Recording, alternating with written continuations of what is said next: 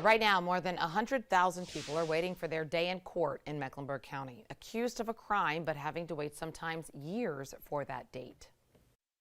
You can't shut down or wind down a court system for almost 2 years at this point and not know that there's going to be some drastic effect.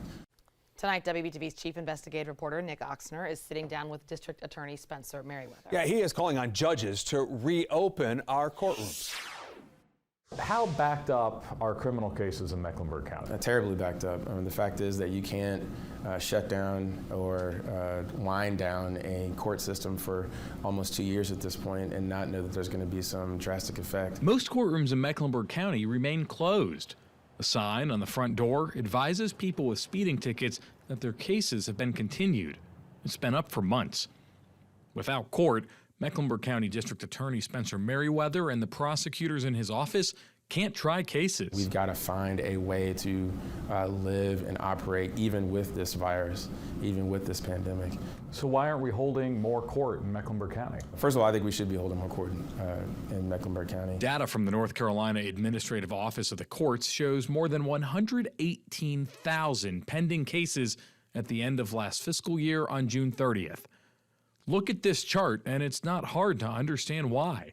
The number of filed cases has remained near steady during the pandemic, as the number of disposed cases has dropped. I'm telling you, the public safety's got to be, something that we're thinking about and something that we're prioritizing, and we're telling our court officials every single day that that has to be important. Well, I mean, at what point, when do we hit the tipping point that you go to the judges and say, we must get people back in courtrooms? Well, we've done that already.